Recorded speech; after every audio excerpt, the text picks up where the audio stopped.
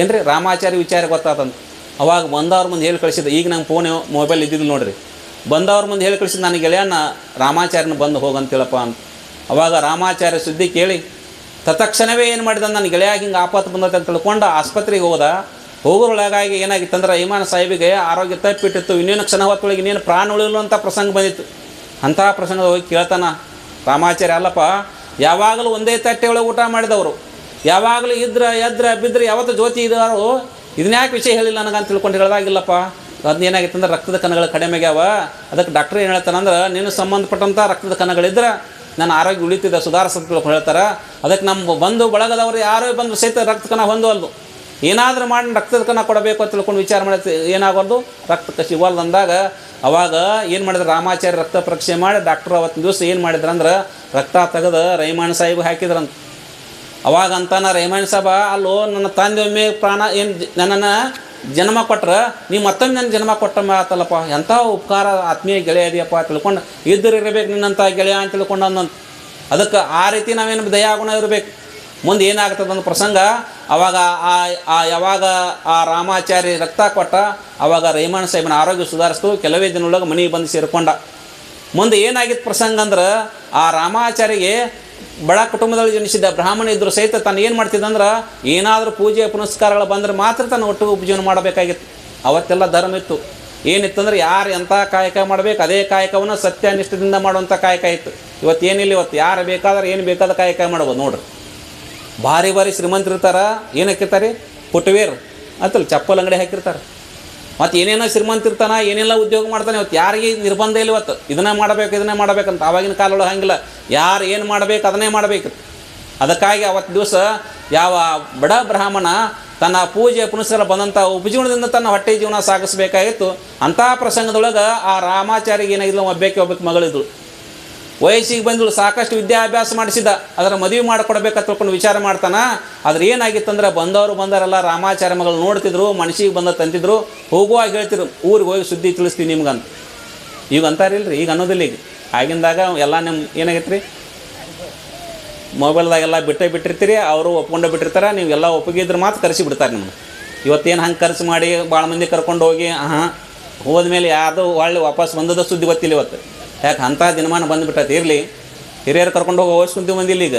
ಯಾಕಂದ್ರೆ ಎದಕ್ಕೆ ಕರ್ಕೊಂಡು ಹೋಗೋದು ಹಿರಿಯರು ಸುಮ್ಮನೆ ಬಿಡಬಾರ್ದ್ರಿ. ಊರಾಗ ಮತ್ತು 4 ಮಂದಿ ಹಿರಿಯರು ಅದಾರ, ಸುಮ್ಮನೆ ಕರ್ಕೊಂಡು ಹೋಗಿದ್ದೇಳ್ರಿ ಅಂತ ಹಿಂಗೆ ನೆಪ ಮಾತು ನಡೆದದ. ಹಂಗಿಲ್ಲ ಅವಾಗೆಲ್ಲ ವಿಚಾರ ಮಾಡ್ತೀವಿ, ಗುರು ಹಿರಿಯರಿಗೆ ಕೇಳ್ತೀವಿ, ಮನೆಯ ಬಂಧು ಬಳಗ ಕೇಳ್ತೀವಿ, ಹಿಂಗೆಲ್ಲ ವಿಚಾರ ಇತ್ತು. ಅವಾಗ ಬಂದವರು ಅಂತೀವ್ರು, ರಾಮಾಚಾರ್ಯ ಮಗಳು ನೋಡ್ತಿದ್ರು, ಮನಸ್ಸಿಗೆ ಬಂದೈತೆ ಅಂತಿದ್ರು. ಮತ್ತೇನಂತಿದ್ರು ಅಂದ್ರೆ ಹೋಗೋ ಕಾಲಕ್ಕೆ ಮನೆಗೆ ಹೋಗಿ ತಿಳಿಸ್ತೀವ್ರಿ ಅಂತಿದ್ರು. ಅವಾಗ ಬೀಗರಾದವ್ರು ಎಂತ ಪತ್ರ ಬರೋದನ್ನ ಕಾಯ್ತಿದ್ರು. ಯಾವಾಗ ಪತ್ರ ಹಾಕ್ಯಾರ ಬೀಗರು, ಯಾವಾಗ ಒಪ್ಪಿಗೆ ಬಂದೈತೆ ಅಂತಾರೋ, ಯಾವಾಗ ಬರ್ತೀವಂತಾರೋ ಕಾಯಬೇಕಾಗಿತ್ತು. ಇವತ್ತು ಹಂಗಿಲ್ಲ ಬಿಡ್ರಿ. ಆದರೆ ಅವತ್ತು ದಿವಸ ಆ ರಾಮಾಚಾರ್ಯ ವಿಚಾರ ಮಾಡಿದ, ಎಲ್ಲರೂ ಬಂದವರು ಹಿಂಗೆ ಮಾಡೋಕ್ಕಾಗ್ತಾರಲ್ಲ, ಏನಾಗಿರ್ಬೇಕು ಅಂತ ತಿಳ್ಕೊಂಡು ಕೇಳಿದಾಗ ಅವಾಗ ಎದಕ್ಕೆ ಒಳ್ಳೆ ಹಾಕಿದ್ರಂದ್ರೆ ಅವರು ವರದಕ್ಷಿಣೆಕಾಯಿ. ಬಡ ಬ್ರಾಹ್ಮಣ ತನ್ನ ಹೊಟ್ಟೆ ಉಪಜೀವನ ಮಾಡ್ಕೊಂಡು ಜೀವನ ಸಾಗಿಸ್ತಾವಾಗ ವರದಕ್ಷಿಣೆ ಕೊಡೋಕೆ ಹಣ ಇರ್ತಿರಕ್ಕಿಲ್ಲ. ಅದು ಸುಂದರವಾದ ಮಗಳಿಗಳು, ವಿದ್ಯಾಭ್ಯಾಸ ಸಾಕಷ್ಟು ಮಾಡಿಸಿದ. ಅದರ ವರದಕ್ಷಿಣೆ ಇಲ್ಲಕ್ಕಾಗಿ ಬಂದಾರಲ್ಲ ಹೊತ್ತಿಗೆ ಹೋಗ್ತಿದ್ರು. ಆ ಸುದ್ದಿ ಕೇಳಿ ರಾಮಾಚಾರ್ಯಗೆ ಏನಾಕಿತ್ತು, ಮನಸ್ಸಿಗೆ ನೋವು ಹಾಕಿತ್ತು.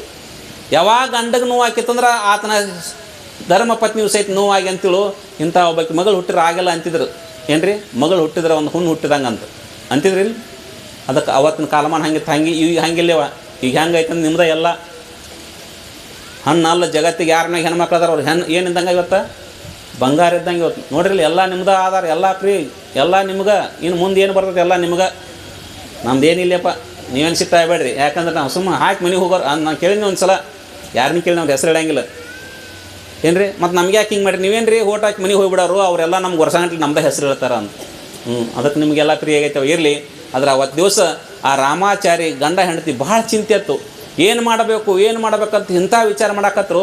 ಈಕೆ ಒಬ್ಬಕ್ಕೆ ಮಗಳಿಲ್ಲ ಅಂದ್ರೆ ಜೀವನ ಸುಖವಾಗಿರ್ತಿದ್ವಲ್ಲ, ಈಕೆ ಒಬ್ಬಕ್ಕೆ ಮಗಳು ಹುಟ್ಟಿದಕ್ಕೆ ಇಷ್ಟೆಲ್ಲ ಕಷ್ಟ ಬಂತಲ್ಲ ಅಂತ ತಿಳ್ಕೊಂಡು ಗಂಡ ಹೆಂಡ್ತಿ ರಾತ್ರಿ ಕೂತು ವಿಚಾರ ಮಾಡ್ತಿದ್ರು, ಚಿಂತೆ ಮಾಡ್ತಿದ್ರು, ಮನಸ್ಸಿಗೆ ನೋವು ಮಾಡ್ಕೋತಿರು. ಆ ಸುದ್ದಿ ಕೇಳಿದಂಥ ರಾಮಾಚಾರ್ಯ ಮಗಳು ಅಂತೇಳು, ನಮ್ಮಪ್ಪ ನಮ್ಮವ್ವ ಸುಖವಾಗಿ ಜೀವನ ಮಾಡೋ ಹೊತ್ನಾಗ ನಾನೊಬ್ಬಕ್ಕೆ ಹುಟ್ಟಿ ಇವ್ರು ಕುಂದು ತಂದಂಗೆ ಆಯ್ತಲ್ಲ.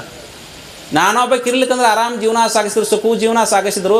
ನಾನೇ ಏನಾದರೂ ಮಾಡ್ಕೊಂಡು ಪ್ರಾಣ ಕಳ್ಕೊಬೇಕಂತ ವಿಚಾರ ಮಾಡಾಕತ್ತಳು ಮಗಳು. ಅವಾಗ ವಿಚಾರ ಮಾಡಿ ಒಂದು ಸಲ ಹಿಂಗೆ ವಿಚಾರ ಮಾಡಿದಳು.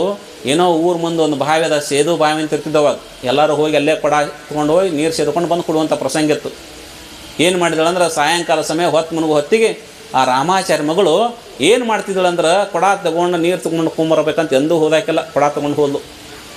ತೊಗೊಂಡು ಹೋಗಿ ಆ ಕಡೆ ಈ ಕಡೆ ನೋಡಿದ್ಲು. ಹಸ್ಗತ್ಲಾಗಿತ್ತು, ಸಂಜೆ ಆಗಕ್ಕೆ ಬಂದಿತ್ತು. ವಿಚಾರ ಮಾಡಿದಳು, ಇನ್ಯಾರು ಬಾಯಿ ದಂಡಿಗೆ ಬರೋದಿಲ್ಲ, ನಾನು ಯಾರು ಬಾಯಿ ಒಳಗೆ ಹಾರ ಬಿದ್ದನಂದ್ರೆ ಉಳಿಸ್ಕೊಳ್ಳೋದಿಲ್ಲ ಗೊತ್ತಾಗಿ ಇನ್ನೇನು ಬಾಯಿ ಒಳಗೆ ಹಾರಬೇಕಂತ ತಿಳ್ಕೊಂಡು ಸಜ್ಜಾಗಿ ಹಾರೋ ಹೊತ್ತಿಗೆ ಹಿಂದೆ ಏನು ಮಾಡಿದ್ರೆ ಆ ರೈಮಾಯಣ ಸಾಹೇಬ ವಾಕಿಂಗ್ ಮಾಡ್ತಾ ನಡಾಡಕೊತ್ತ ಬಾಯಿ ದಂಡಿಗೆ ಬಂದಿದ್ದಂತ. ಅವಾಗ ನೋಡಿದ ಸಂಜೆ ಹೊತ್ತಿಯ ಸಮಯಕ್ಕೆ ಈ ಹೊತ್ತಿನಾಗ ಯಾವುದೋ ಒಂದು ಮಗಳು ಬಾವಿ ಹಾರ್ತಾಳಲ್ಲ ಅಂತ ತಿಳ್ಕೊಂಡು ಓಡಿ ಹೋಗಿ ಏನು ಮಾಡ್ದ ಹಿಡ್ಕೊಂಡ. ಅವಾಗ ಅಂದಳು, ಚಾಚಾ ಯಾಕೆ ಗುರ್ತೈತೆ ನೋಡ್ರಿ ಚಾಚಾ, ಆಗೆಲ್ಲ ಸಂಬಂಧ ಹಂಗಿದ್ರಿ, ಊರು ತುಂಬ ಹೆಂಗಿತ್ತಂದ್ರೆ ಸಂಬಂಧ ಆಗಿನ ಕಾಲೊಳಗೆ ಎಲ್ಲರೂ ನಮ್ಮವ್ರನ್ನಂತ ಭಾವಿತ್ತು, ಎಲ್ಲರೂ ನಮ್ಮವ್ರು. ಅದಕ್ಕೆ ಸರ್ವೇ ಜನ ಸುಖಿನೋ ಭವಂತು ಸಮಸ್ತ ಲೋಕ ಸುಖಿನೋ ಭವಂತ ಋಷಿ ಮುನಿಗಳು ಹೇಳಿದಿರ್ಬೇಕು. ಇವತ್ತು ಹಂಗಿಲ್ರಿ, ಏನಾಗಲಿ ಅಂಥದ್ದಾಗಲಿ ನಾವೊಬ್ರು ಆರಾಮಿರ್ಬೇಕು ನೋಡ್ರಿ. ಊರು ಸುಟ್ಕೊಂಡು ಹೋಗಲ್ರಿ, ಹನುಮಪ್ಪ ಹೊರಗಿದ್ದಂಗೆ ನಾವು ಹೊರಗೆ. ಆಗೆಲ್ಲ ಹನುಮಪ್ಪ ಗುಡಿ ಊರು ಹೊರಗೆ ಇರ್ತಿದ್ವು ಅಂತ. ಈಗ ಹಂಗಿಲ್ಲ, ಊರೊಳಗೆ ಗುಡಿ ಆಗ್ಯಾವ, ಮನೆ ಹೊರಗಾಗ್ಯಾವ, ಆಗ್ಯಾವಿಲ್ರಿ ಎಲ್ಲರೂ. ಅವಾಗ ಅಂತೀರು ಊರು ಸುಟ್ಟರು ಹನುಮಪ್ಪ ಹೊರಗ್ರಿ ಅಂತ. ಹಂಗಿತ್ತಾಗಿನ ಅಂದ್ರೆ ಏನು, ಹನುಮಪ್ಪ ಯಾವಾಗಲೂ ನಿರಗ್ಗಳಾಗಿರೋ ಬ್ರಹ್ಮಚಾರಿ ಆಗಿರೋ ಎಲ್ಲರಿಗೂ ಬಂದವ್ರು ಬೇಡಿದನ್ನು ಕೊಡೋಂಥ ಮತ್ತು ಏನೋ ಶನಿ ಬಂದರೂ ಸಹಿತ ಅವ್ನು ದೂರ ಮಾಡೋವಂಥ ಶಕ್ತಿ ಅವನಲ್ಲಿ ಇರ್ತಿತ್ತಂತ. ಈಗ ಹಂಗಿಲ್ಲ, ಅವ ಹನುಮಪ್ಪ ಒಳಗಾಗ್ಯಾನ, ನಾವು ಹೊರಗಾಗಿವಿ. ನಾವು ಅಂತಾನೆ ಊರು ಸುಟ್ಕೊಂಡು ಹೋಗಲ್ಲ, ನಾವು ಊರು ಒಳಗೆ ಇರೋ ಅಂತ ನೀವು. ಅದಕ್ಕೆ ಹಂಗೆ ಸ್ವಾರ್ಥ ಭಾವನೆ ಬಂದದ ಪುಣ್ಯಾತ್ಮರೇ. ಅದಕ್ಕೆ ಅವತ್ತು ದಿವಸ ಏನು ಮಾಡಿದ್ರು ಅಂದ್ರೆ ಯಾವಾಗ ರೈಮಾಯಣ ಸಾಹಿಬ್ ಬಂದ ಆ ಮಗಳ ಕೈ ಹಿಡ್ದ ಆಯ್ಕಂತಾಳ, ಚಾಚಾ ಕೈ ಬಿಡು, ಚಾಚಾ ಕೈ ಬಿಡು, ನನ್ನಿಂದ ನನ್ನ ತಂದೆ ತಾಯಿಗೆ ಇದ್ದೂ ಸಹಿತ ಪ್ರಾಣ ಹೋಗುವಂಥ ಪ್ರಸಂಗ ಬರಕತ್ತದ, ಅದಕ್ಕೆ ನಾ ಪ್ರಾಣ ಕಳ್ಕೊಬೇಕು ತಿಳ್ಕೊಂಡು ಬಾವಿಗೆ ಹಾರಾಕತ್ತೀನಿ, ಕೈ ಬಿಡು ಅಂದಾಗ ಅವಾಗ ಆ ರೈಮಾಯಣ ಸಾಹಿಬ್ ಅಂತನ, ನೋಡು ರಾಮಾಚಾರ್ಯ ಮಗಳಂದ್ರೆ ನನ್ನ ಮಗಳಕ್ಕಿಂತ ಏನು ಬೇರೆ ಅಲ್ಲ, ಆ ರಾಮಾಚಾರ್ಯ ಮಗಳಂದ್ರೆ ನನ್ನ ಮಗಳಿದ್ದಂಗೆ, ಅದಕ್ಕೆ ಏನಂತ ಆಪತ್ತು ಬಂದದಲ್ಲ, ಏನಂತ ಸಂಕಟ ಬಂದ ಹೇಳಿ ತಿಳ್ಕೊಂಡು ಏನು ಮಾಡಿದಂದ್ರೆ ಅವತ್ತು ದಿವಸ ರೈಮಾಯಣ ಸಾಹೇಬ ಮಗಳು ಕರ್ಕೊಂಡು ಮನೆಗೆ ಬರ್ತಾನ. ಬರೋಳಗಾಗಿ ರಾಮಾಚಾರ್ಯ ಮನೆಯೊಳಗೆ ಇದ್ದ.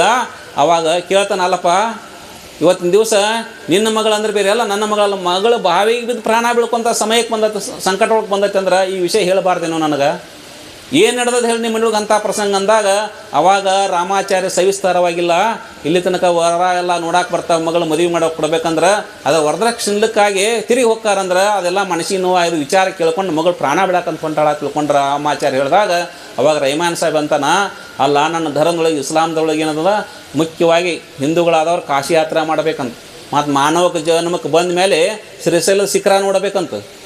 ಶ್ರೀಶೈಲ ಶಿಖರ ಬಂಗಾರ ಕಳಸ ಶಿಖರ ನೋಡಿದ್ರೆ ಮಾನವ ಜನ್ಮ ಸಾರ್ಥಕತೆ ಮಾತನ್ನು ಹೇಳ್ಕೊಂಬಂದಂಗೆ ಅದಕ್ಕೆ ಬಂದವರೆಲ್ಲ ಕಾಶಿ ವಿಶ್ವನಾಥ ದರ್ಶನ ಮಾಡಬೇಕಂತ.